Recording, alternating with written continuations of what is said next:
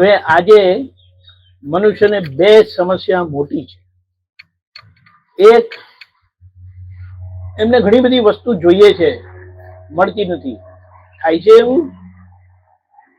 સુખ જોઈએ છે, સંસારનું સુખ જોઈએ છે, પણ મળતું નથી. થાય છે એવું? બરાબર, આ છે. અને બીજું શું છે? દાદા ભગવાન મળ્યા હતા તમે? મળ્યા હતા કે નહીં? નહીં મળ્યા?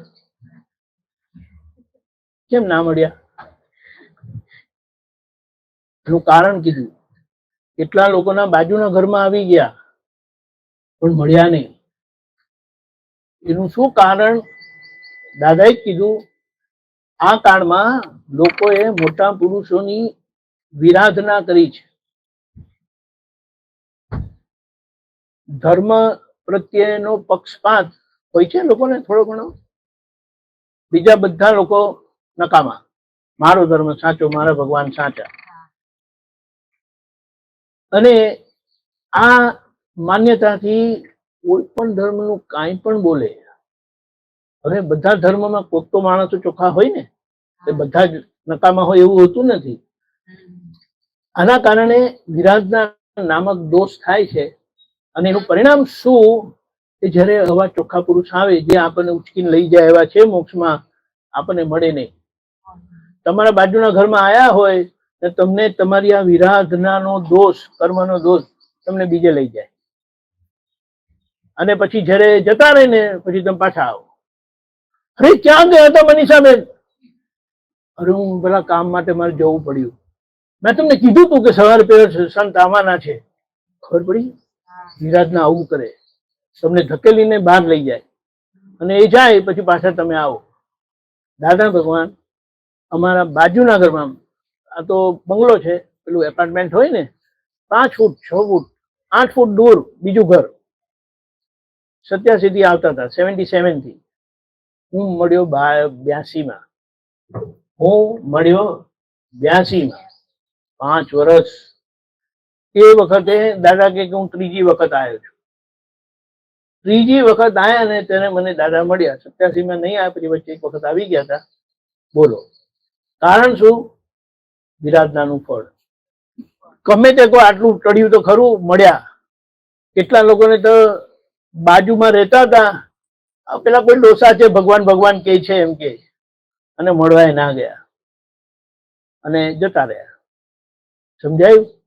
હવે આના માટે દાદા ભગવાને સંસાર વિઘ્ન નિવારક નિષ્પક્ષપાતી દાદા ભગવાન ત્રિમંત્ર આપ્યો છે. એ 3 મંત્રનું ભેગું થવું એ આપણે નિષ્પક્ષપાતી બનાવે. અને દાદાએ શું કીધું કે આ મંત્રમાં અમે ખૂબ શક્તિ નાખેલી છે અને પોતે પણ એનું આરાધન કરેલું છે. એટલે આપણી સંસારની તકલીફો દૂર થાય અને નિષ્પક્ષપાતી થાય એટલે મોક્ષ માર્ગ આપણો ખુલે. આપણે થોડી સમજણ સાથે બોલીએ. બોલજો તમે પાછળ પાછળ. નમો વીતરાગાય. નમો વિતરાગાય. હું વિતરાગ ભગવાનને, જેમણે પોતાની અંદરના રાગ દ્વેષ જીતી લીધા છે. મારે પણ રાગ દ્વેષ જીતવા છે. તેથી વિતરાગ ભગવંતોને અત્યંત ભક્તિપૂર્વક નમસ્કાર કરું છું.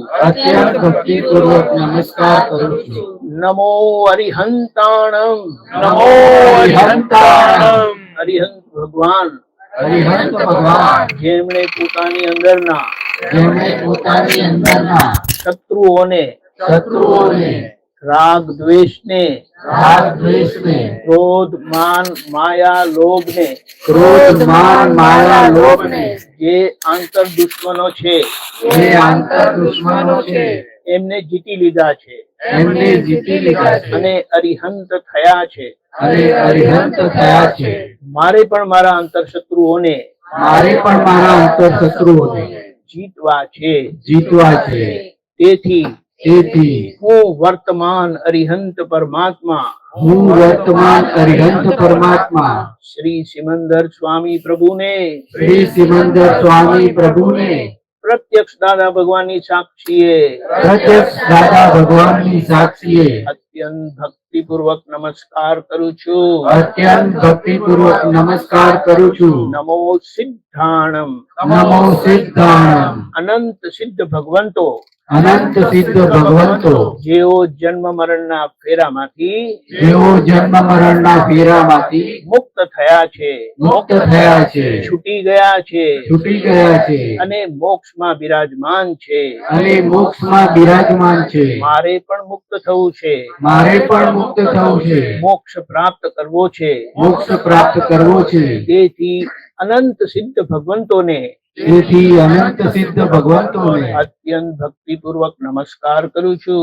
અત્યંત ભક્તિપૂર્વક નમસ્કાર કરું છું. નમો આયરિયાણમ નમો આયરિયાણમ આચાર્ય ભગવંતો આચાર્ય ભગવંતો જેમણે જેમણે અરિહંત ભગવાન પાસે અરિહંત ભગવાન પાસે મુક્ત થવા માટે, મુક્ત થવા માટે, મોક્ષ થવા માટે મોક્ષ થવા માટે આચાર શીખ્યા છે, આચાર શીખ્યા છે, પોતે પાડે છે પોતે પાડે છે અને બીજાઓને પડાવે છે. અને બીજાને પડાવે છે. મારે પણ એ આચારો પ્રાપ્ત કરવા છે, મારે પણ એ આચારો પ્રાપ્ત કરવા છે. કારણ કે મારે પણ મોક્ષે જવું છે, કારણ કે મારે પણ મોક્ષે જવું છે, મુક્ત થવું છે.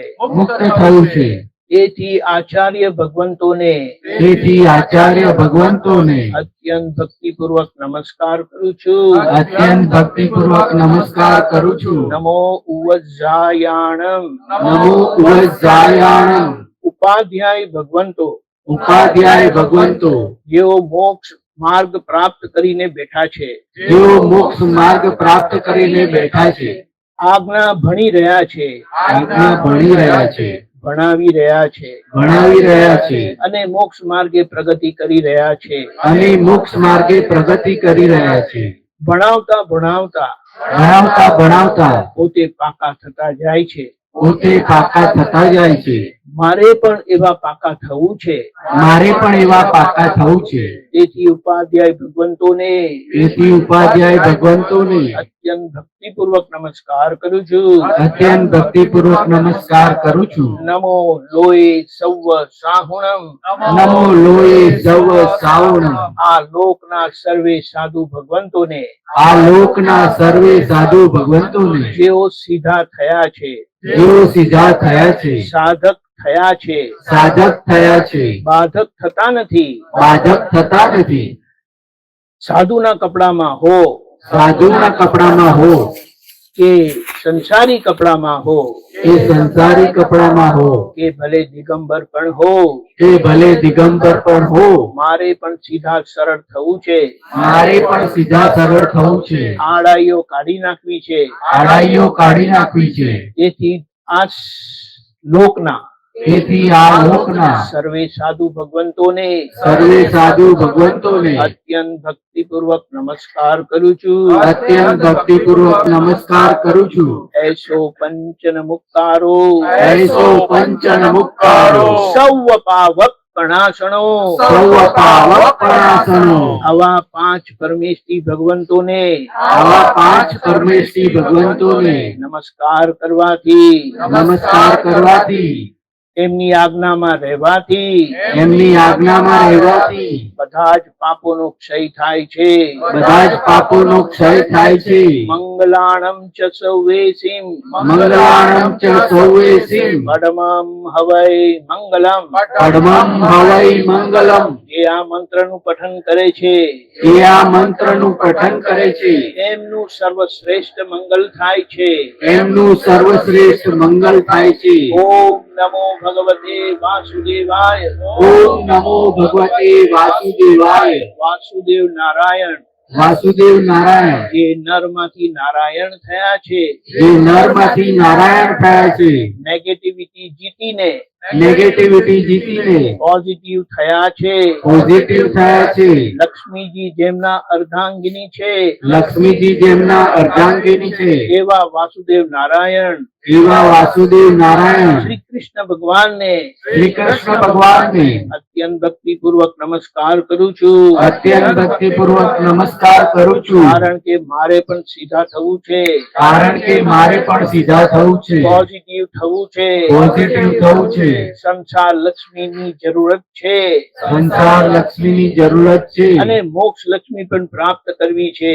અને મોક્ષ લક્ષ્મી પણ પ્રાપ્ત કરવી છે. તેથી વાસુદેવ નારાયણ તેથી વાસુદેવ શ્રી નારાયણ કૃષ્ણ ભગવાનને શ્રી કૃષ્ણ ભગવાનને અત્યંત ભક્તિપૂર્વક નમસ્કાર કરું છું. અત્યંત ભક્તિપૂર્વક નમસ્કાર કરું છું. ઓમ નમઃ શિવાય. ઓમ નમઃ શિવાય. કલ્યાણ સ્વરૂપ શિવજી કલ્યાણ સ્વરૂપ શિવજી જે પોતાનું કલ્યાણ કરીને બેઠા છે, જે પોતાનું કલ્યાણ કરીને બેઠા છે, બીજાનું કલ્યાણ કરી રહ્યા છે, બીજાનું કલ્યાણ કરી રહ્યા છે, જગતના ઝેર પીને જગતના ઝેર પીને નીલકંઠ થયા છે, નીલકંઠ થયા છે, કરુણા સ્વરૂપ થયા છે, કરુણા સ્વરૂપ થયા છે, એવા વર્તમાન જ્ઞાની પુરુષ એવા વર્તમાન જ્ઞાની પુરુષ શ્રી દાદા ભગવાનને શ્રી દાદા ભગવાનને અત્યંત ભક્તિપૂર્વક નમસ્કાર કરું છું. અત્યંત ભક્તિપૂર્વક નમસ્કાર કરું છું, કારણ કે મારે પણ મારું કલ્યાણ કરવું છે. કારણ કે મારે પણ મારું કલ્યાણ કરવું છે.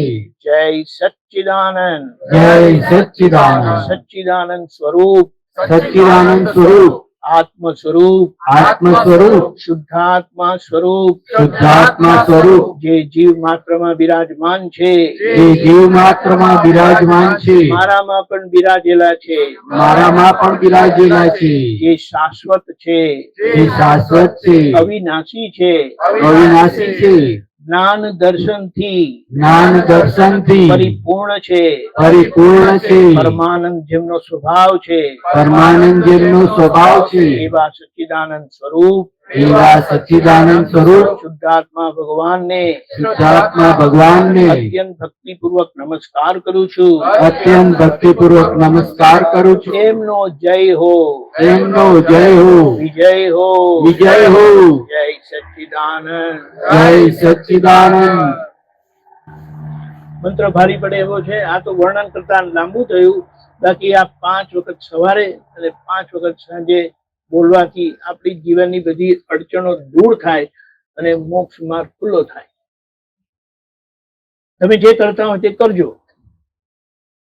પણ આ વસ્તુ કેવી છે કે દાદાએ પોતે એનો ઉપયોગ કર્યો છે, એનો લાભ એમને થયો છે અને એમની પાસેથી અમને મળ્યું અને અમને એનો લાભ થયો છે, તમને એનો લાભ થશે. એટલે જે કરતા હોય તે કરજો, પણ સાથે જોડી દેજો. એને બંધ નથી કરવાનું. આપણે જે ચાલતી ગાડીમાં આવ્યા એ ગાડીને છોડવાની નથી. એક ગાડીને ચાલુ રાખો, પેલી ગાડી સાથે સાથે ચાલો, પછી ખબર પડે કે આ ગાડી આપણા જેવી જ છે, આમાંથી એમાં જતા રહેવા.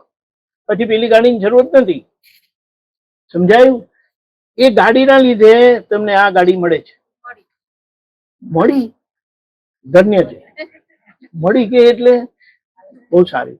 એટલે આ મંત્ર રાખજો અને સંસાર વિઘ્ન નિવારક નિષ્પક્ષપાતી દાદા ભગવાન ત્રિમંત્ર કે આ જેટલા ત્રિમંદિરો છે ને, જેટલા બધા છે એ બધા એનું પ્રતીક છે. કારણ કે આ 3 ધારા છે. એક વિતરાગની ધારા જેને જૈનો કહે છે અમારી છે, વૈષ્ણવની ધારા જે વૈષ્ણવ કહે છે અમારું છે, અને શિવની ધારા જે પોતે લોકો કહે છે અમારું છે. એ કોઈના માલિક નથી. એના ઈષ્ટદેવ કોઈના માલિક નથી. એ ભગવાન કોના હોય? બધાના જ હોય.